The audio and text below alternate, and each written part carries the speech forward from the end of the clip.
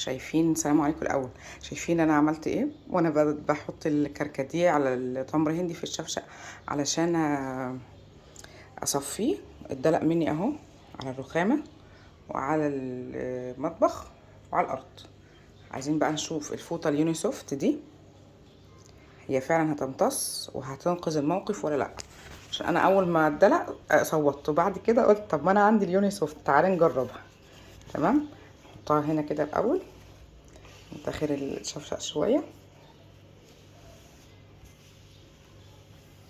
واو، طب والضرفه.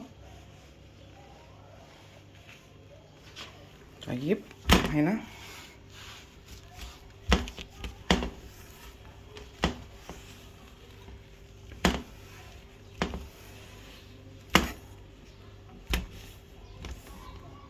طيب وهنا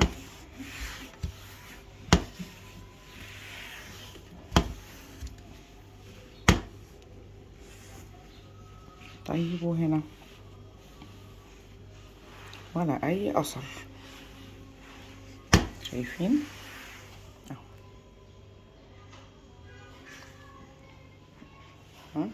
ولا اي حاجه اهو. الفوطه ما اتبهدلتش يعني، بس حاجه بسيطه. تعالوا نغسلها بالصابونه ونشوف. اهي الفوطه بعد ما اتغسلت زي الفل. انا معرفش اصور بس وانا بغسل، على فكره انا غسلتها بالميه ما احتاجتش صابون. انا معرفش اصور بس عشان انا ماسكه ايد واحده، يعني انا اللي بصور وانا اللي ماسكه الموبايل. شايفين؟